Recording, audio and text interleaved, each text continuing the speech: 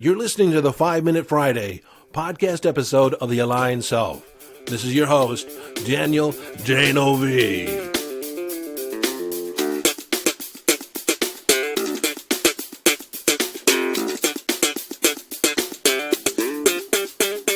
Okay, 5-Minute Friday, a short and concise podcast episode of The Aligned Self, designed to leave you with a question, an idea, a strategy, a tip, a hack, in order to give you greater access to your conscious awareness, evolving your conscious awareness, or give you greater mastery over your mind. Hello, friend, and welcome into this 5-Minute Friday. Today, I'm going to talk about a topic, how we process information in our head. I'm going to create a couple distinctions, meaning that I'm going to make them distinct in your experience so it gives you more accessibility to what's going on in your head, what's going on with yourself emotionally. Now, I don't know if you're listening to the episodes in real time, if you've caught up with the episodes. If you haven't listened to the 3 or 4 episodes before this, where I've done a deep dive on vibration, I suggest you go back there and listen to those first, because that will, well, you could listen to this one first and then go back and catch up. But I don't want you to pass over this, because this particular distinction that I create will give you a greater access to that whole process of up-leveling your vibration. It will also give you greater access to your emotional health and just shift your experience of life. Because once you become aware of this, you can begin to tune in to what's going on in your head, and it makes a profound difference in your emotional state, in the power of your emotional states. So the distinction that I want to create here is that of association and dissociation. Now, when we're associated, we think about the events in our life as if we're looking through our eyes. It's our point of view. We actually feel or are more in touch with the emotions than when we're dissociated. When we're dissociated, it's actually as if we're watching a movie of our life, where we're watching a movie of our participation out in the world. We're just one step removed or dissociated from the present moment. Now, when we're in the present moment, you cannot get any more associated than that. But understand that when we're thinking in the present moment, which rarely happens as a human being, but when we're in that present moment, we're just noticing, we're just observing our environment. We're noticing what's going on. We're just present to the present activity. We're not really thinking about it. We're not processing it. Because the moment we begin thinking about the present moment, we're no longer in the present moment. We're just right behind it. We're just behind the curve, if only a few milliseconds. Now, I just want to make the point that the present moment is a point of association. It's from our point of view. We're looking through our eyes. It's happening to us now. Again, association and dissociation is talking about how we're processing the information in our head. Typically, when we're associated, our emotional states are going to be more amplified. We're going to be connected to how we feel in reference to what's going on. When we dissociate, we're going to be a little bit more emotionally detached. Now, some people, because of the different experiences that they've had in their life, they've learned to dissociate more than associate as a way to protect themselves from really feeling too much. You see, dissociation is actually a very valuable tool, but it can get out of hand. So this aspect of dissociation, if you travel through the world more dissociated than associated, then you may be distant from your emotions. In fact, you've actually created distance from your emotions because at one point or another in your life, either through a series of events or one single learning, there were emotions that were just too intense to handle in that moment. It's possible because of those past experiences or that experience that you've developed a defense mechanism that is armoring or protecting you from feeling too much. Now, this is a topic that probably deserves a deeper dive in a future episode because we create subpersonalities and defense mechanisms as a result of these experiences. But I want to talk about association and dissociation in the context of pretty much normal everyday processing. So at this point, I just want you to become aware of how do you think about things? How do you process information typically? Because we have the ability to utilize both aspects. And when we're healthy, from a healthy point of mind, we are balanced. There are times when we fully associate to what's going on and other times when we dissociate. It's problematic for us if we are heavily weighted to one aspect or another. If we overly associate to everything that's going on, it will feel as if our emotions are out of check. We feel like our emotional life is out of control. We feel so intensely. We're almost overwhelmed by the strength and intensity of our emotions. On the flip side of that, when we're overly dissociative, we have the experience of being a spectator to our life. We feel one step removed, as if we're living somebody else's life, like we're a witness to it. We're not present to it. We're not really involved in it. And it feels somewhat dull. There is a lack of an emotional connection to what's going on in your life. More than likely, we've all gone through this process at one point or another, and it's usually tied to, say, a breakup or something upsetting, some huge disappointment. And when we experience a loss of a loved one, we tend to dissociate. We retreat inside, and it feels as if we're just going through the motions, like we're sleepwalking through life. We feel almost numb to the world. And this is all the process. This is a self-defensive mechanism in place where we dissociate from our feelings. We're actually in a period of healing. And I've referred to this also in the past as going through the void. And when we're in the void, we're dissociated from the world. And there's a sense of confusion and withdrawal from the world. Food doesn't taste the same. The colors don't seem as bright. And it sometimes feels difficult to even feel any joy at all.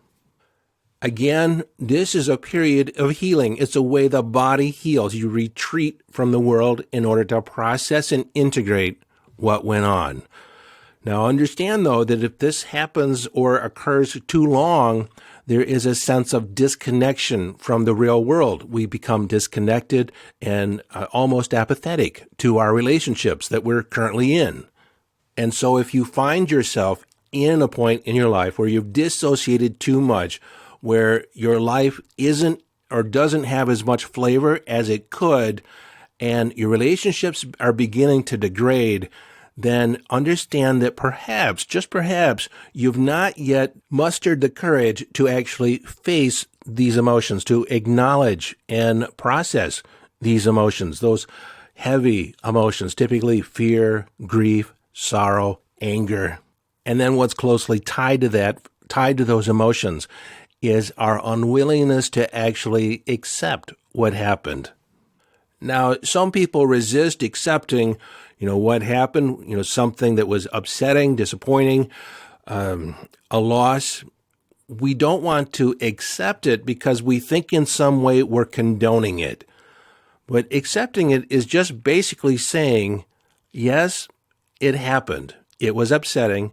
It was terrible, but it happened. You see, in our unwillingness, or when we're unwilling to come to a point of acceptance, then we relegate our lives, we relegate our thinking to suffering. And so in that lack of acceptance, think of it too as we're dissociating or are distancing ourselves from the truth or the facts of the matter. And when we do that, suffering is when we live in this idea that things coulda, shoulda happened some other way than the way they happened. But then we're faced with the reality. We move from dissociated to this associated awareness that, it did happen. And then we slip right back into that vicious circle. But it shouldn't have. It could have been different. But it wasn't. But it should have had. It's that vicious cycle, that vicious circle that we go around in that causes suffering. I've heard no better description of suffering than from Buddha. Buddha said that the source of all our suffering is in our attachments. And by that attachment, we mean our attachment to expectation, how we thought it should have been or could have been. Now, the reason I went down that little road around suffering and expectation and acceptance is that someone needed to hear that. The other reason is that if you've gone through or had an experience recently that was somewhat overwhelming, and I went recently, I say within a year or 2 years sometimes, understand that if you're still in this space, it's a period of self-reflection. It's a period of protection, a period of healing. Now, this is where you have to have some self-reflection or check in with yourself and look at the other areas of your life. When we dissociate too much, then we're not engaged in life. And if life is carrying on without us, it will for a while, but if you're losing a foothold on your job, if you're losing track of your relationships, meaning that you feel withdrawn and apathetic to your relationships, I suggest you go back and listen to episode 67. And episode 67 was on death, grieving, and gratitude. And know that episode just doesn't address death. It also addresses any major disappointment that you've been unwilling or unable to accept or come to terms with. Now, let me circle back and talk about association and dissociation in the context of manifesting, of raising your vibration. Now, if you want to experience elevated states of being, then we want to associate to them, we want to see them through our eyes, become very connected to them, draw those feelings, draw those images very close to us. For instance, sometimes, it's said to assume the feeling of the wish fulfilled, and people try and picture in their mind, they try to imagine, what would it feel like for me to have this manifestation? And they don't connect viscerally to that experience. And so one way that we can become more associated is to get as specific as possible about the scenario. For instance, if we want a new car, picture yourself sitting in the car, smelling the leather, and pull all your senses into it. What would you be seeing? What would you be hearing? What would you be feeling? And connect to the different aspects of that experience. And how you determine whether or not that's working is that you feel a shift in your emotional state. We do this when we fall in love. We meet someone new, we become intrigued by them, we're attracted to them, and what we tend to do in our head is we begin associating first person to everything about them. All the positive aspects that we see about them, we draw them close, we make them big, we replay them over and over again. We bring in all our senses. Especially our feelings. We tie our feelings directly to a look or a behavior or a touch. And then the flip side of that process is that we dissociate from all the negative or seemingly irritating little aspects. We make them very little. We shrink them down. We dissociate from them. We gain distance from them. They're not even important. And what is important? Those things that we magnify and bring close to us. So those little irritabilities, we shrink them down. We put them aside. They're not even important. They're dinky-do little things. And then how do we fall out of love? Well, we flip that around. We begin to associate with all the quote-unquote negative aspects of our partner or an individual. We magnify those little irritabilities. We focus on them. We draw them to our attention again and again. And we tend to dissociate from those positive aspects. We no longer appreciate them or we're not being thankful for those because seemingly these other irritabilities, these other ways of being that they're brought into our relationship are now the focus of our mind.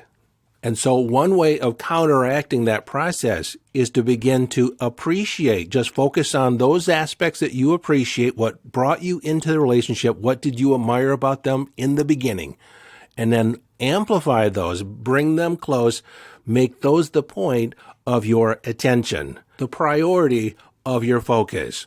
And as a consequence, those other irritabilities will begin to diminish and fall away through lack of attention, through lack of focus. Another way to access is by saying, I love and appreciate some aspect and be as specific as possible. And then you can even say, because. When we add the because, we add When we add the because, we fill out the story. We have a whole story around why we're feeling what we feel, how we're associating to that experience, what they mean to us, what the circumstance means to us. Let's go a different tack. What would it mean to have an extra $1,000 a month?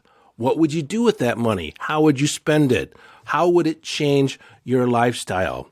You might say not much at all, but just think about it. If you were to have an extra $1,000 in your pocket that you could use any way you wanted, how would you use it? How would it impact your life? What would it make possible? What feelings would you have around that increased freedom? And then, not just 1 month, let's play it out over the next year. And you have an additional $12,000 a year at your disposal. And then forecast it over 5 years. You'll have an additional $60,000 at your disposal that you didn't have before you attracted this additional $1,000 a month. I think that would make a difference over time, don't you think? Even as little as $1,000. So as we reflect back over that process of connecting yourself to how it will impact your life, what would it make possible, what would you be doing, how would you be spending it, how would you feel, that's associating to that experience. If you've not yet connected to all those different aspects of your intention of what you want to create, what you want to draw into your life, just understand that you've been dissociating. You're just removed from the real impact on your life. And you've not yet mustered or generated the energy around to draw that in. And so as we go forward here, let me just create a little bit more distinction between the two. And I'm going to talk about associated, then compare that to a state of dissociation. So let's say associated, you have a sense of clarity. Dissociated, it's ambiguous, it's unclear, it's a little confusing. Associated, the images, the feelings are close. Dissociated, the feelings and the images are distant. Associated, the colors in our mind, when we're picturing it, they're amplified. They're very colorful. They're intense. They're up close. Dissociated, the colors are muted. They're washed out. Images are distant in our mind. We're distanced from those events, those experiences. We don't have the feeling connected to it. There's a lack of feeling.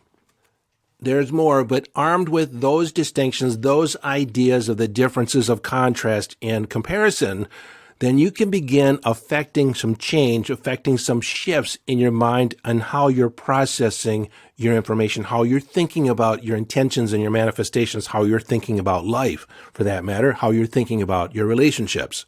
If you want to master how you process information, how you process emotion, how you amplify emotions and downplay experiences, then I suggest you get yourself enrolled in my course, The High Vibe Life. In that course, I go into detail how we process information in order to amplify our vibration, to actually focus on the vibration that we want to create in our life. To get started in that course, go to yesdaniel.com and follow the link to The High Vibe Life. And again, the link is in the show notes. Before I let you go, I want to leave you with a quote from Henry David Thoreau that really speaks to this whole aspect of association and dissociation. I went to the woods because I wished to live deliberately, to front only the essential facts of life, and see if I could not learn from what it had to teach, and not, when I came to die, discover that I had not lived. I did not wish to live what was not life. Living is so dear. Nor did I wish to practice resignation, unless it was quite necessary. I wanted to live deep and suck out all the marrow of life, to live so sturdily and Spartan-like as to put rout all that was not life, to cut a broad swath and shave close, to drive life into a corner and reduce it to its lowest terms. So here's a toast to living deliberately and sucking the marrow out of life. Until next time, this is your friend and host, Daniel Denovi, urging you to follow your bliss. Live your life from inner signals. Be inner directed as you engage in the epic adventure.